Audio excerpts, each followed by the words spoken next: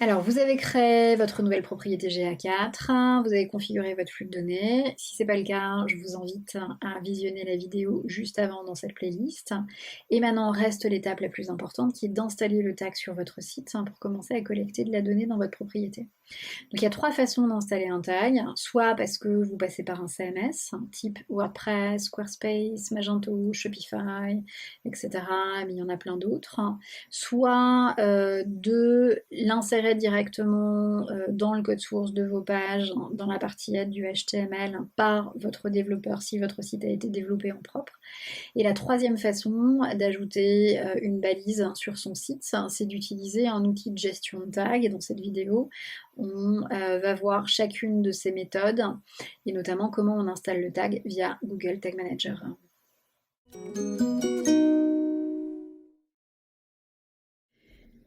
Pour installer Google Analytics 4 via Google Tag Manager, vous allez avoir besoin d'un ID de mesure que vous allez trouver dans votre flux de données. Donc, pour remettre la main sur cet ID de mesure, vous allez dans l'administration de votre propriété GA4. Au niveau de la propriété, vous allez dans flux de données. Vous entrez à l'intérieur de votre flux de données et l'ID de mesure dont on va avoir besoin, il est là. Donc, on le garde au chaud pour le moment. Rendez-vous ensuite dans votre container Google Tag Manager. Donc, le container en question doit bien sûr avoir été installé au préalable sur le site sur lequel vous voulez rajouter la balise de configuration GA4. Je veux ajouter un nouveau tag, donc je vais dans balise, nouvelle balise. Je peux nommer mon tag directement, donc faites bien attention à la façon dont vous nommez vos tags, faites en sorte que ce soit le plus clair possible pour qu'en y jetant un œil, on sache directement ce que c'est. C'est vraiment important, quand on n'a que 2 ou 3 tags, on s'en fiche un peu, mais dès qu'on commence à en avoir 10, 15, 20, l'organisation devient assez maîtresse dans un container. Voilà, donc en général, on commence par tag, ensuite on met le nom de l'outil ou de la plateforme publicitaire, et puis après un petit peu plus d'informations sur les règles de déclenchement de ce tag. Alors, dans configuration de la balise, je vais choisir le type de tag. Il y a tout un tas de tags qui sont pré-intégrés à chaque container GTM, et il y a bien sûr tous les tags Google Analytics, et celui qui nous intéresse, c'est celui-là. Google Analytics configuration GA4. Donc je le sélectionne, et c'est là qu'on va avoir besoin de l'ID de mesure qu'on trouve dans l'administration. Donc je retourne dans l'administration, je copie l'ID de mesure, je le colle à cet endroit-là.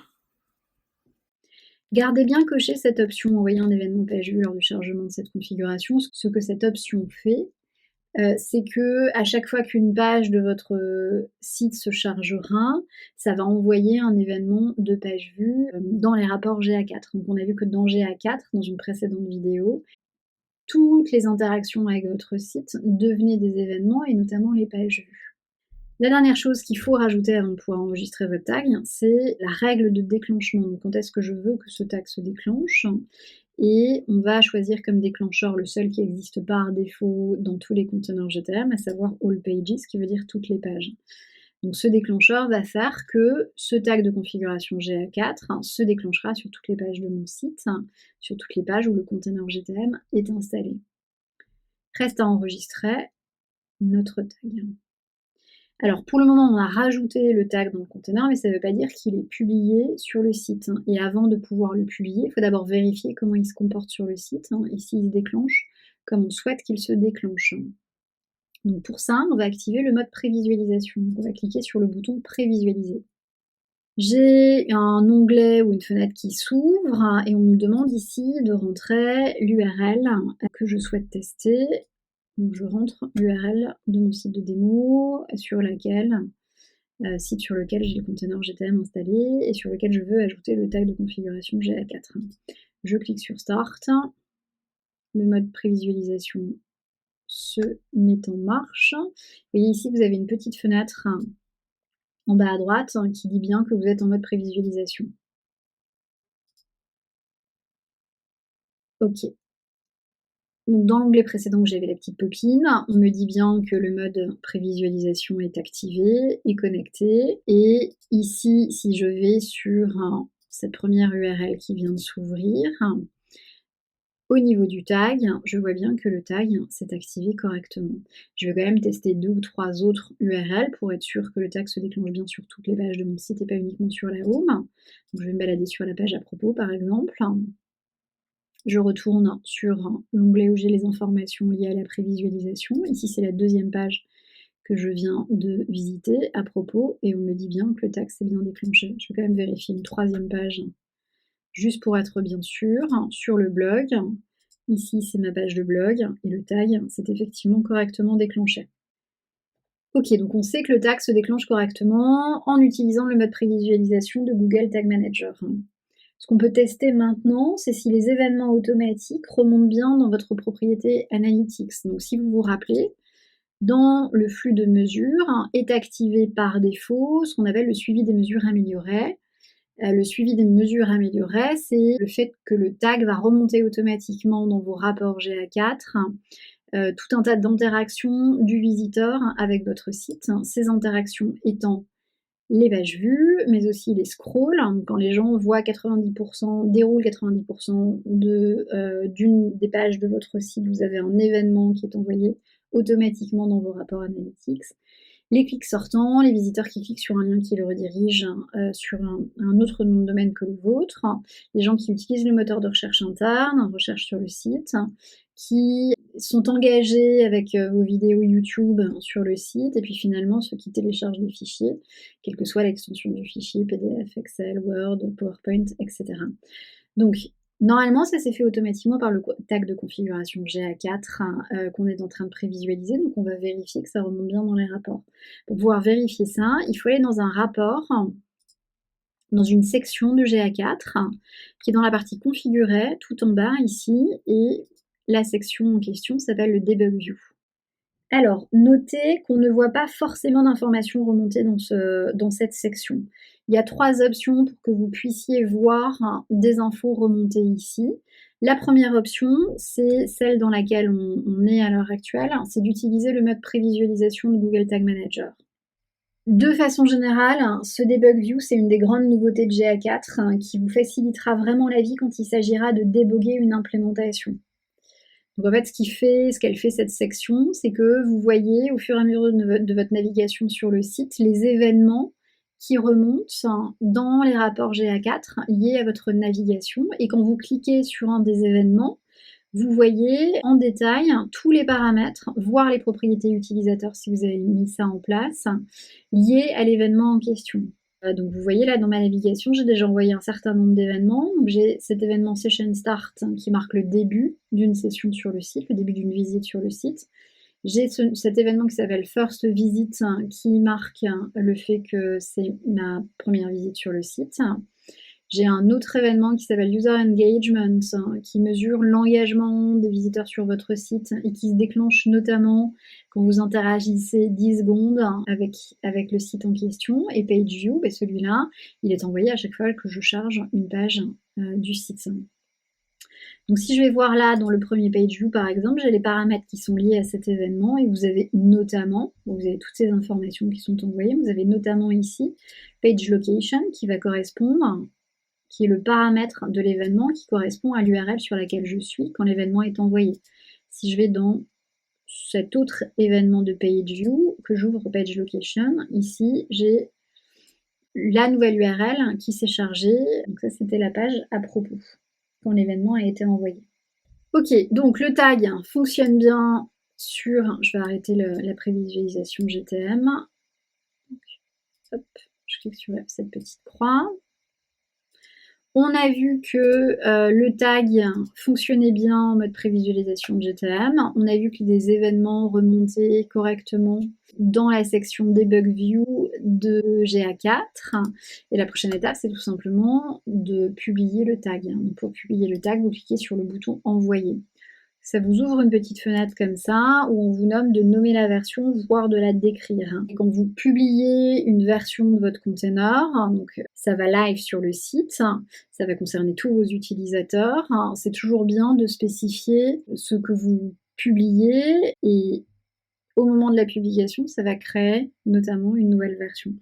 Donc là, je précise que je mets en ligne et je souvent je reprends le nom de mon tag. Google Analytics 4, configuration, page vue. Ok, il n'y a plus qu'à publier.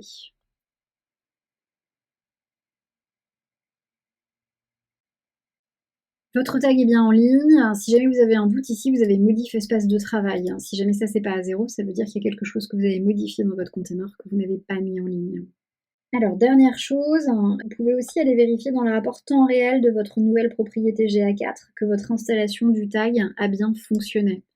Donc ici, si vous remontez dans le rapport temps réel ou 30 dernières minutes, vous devriez à minima vous voir.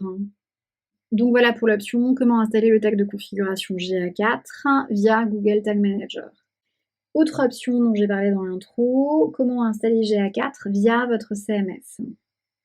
La première chose à faire, c'est d'aller chercher le tag que vous allez copier et coller dans votre site à l'aide de la fonctionnalité HTML personnalisée de votre CMS. Donc pour ça, il faut retourner dans votre flux de données. Administration, flux de données. Hop. Et à l'intérieur du flux de données, ici, vous avez une partie qui s'appelle instruction de balisage. Ajoutez une nouvelle balise sur la page. Et si vous ouvrez la partie globale site tag, toc, ici, vous retrouvez le tag ou balise qu'il va falloir aller copier-coller dans votre site.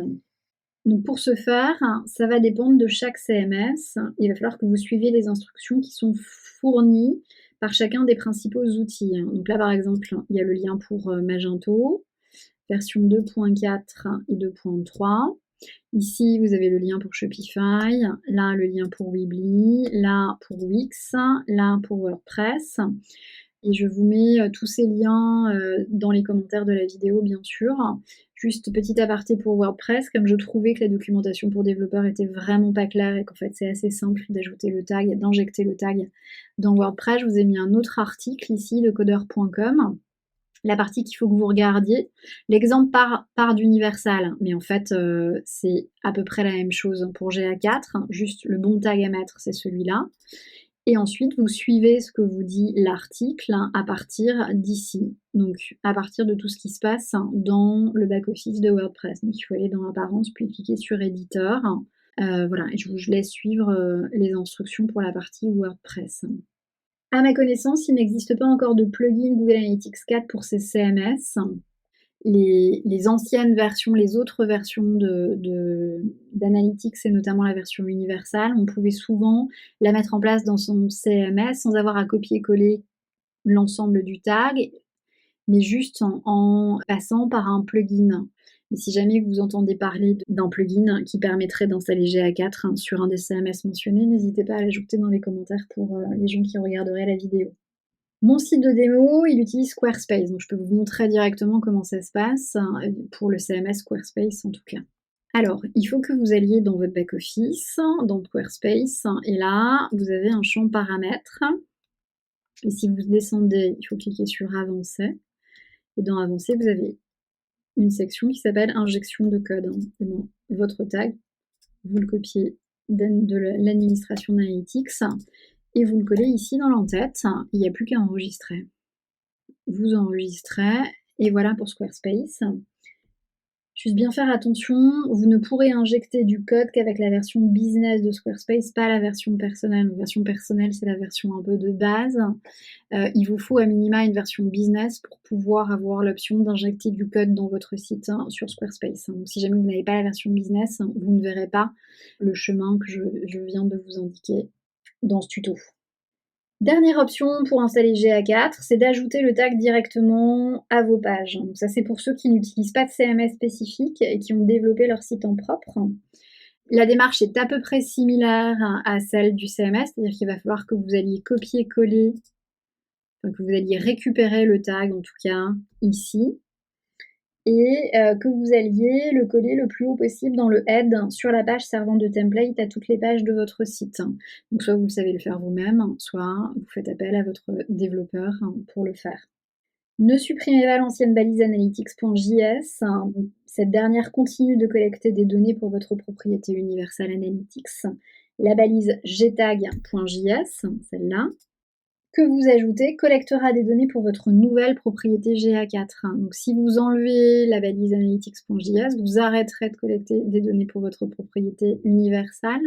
Et il est important de garder en tête qu'il vaut mieux avoir les deux implémentations universelles GA4 en parallèle pour le moment, parce que GA4 n'est pas encore un produit fini. Donc c'est bien d'avoir les deux implémentations en parallèle, mais certainement pas d'arrêter de traquer votre site avec Universal.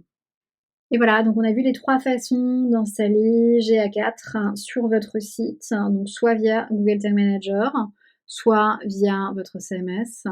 Et dernière option, l'ajout du tag directement aux pages de votre site, si vous n'avez ni GTM, ni un CMS sur lequel votre site est basé.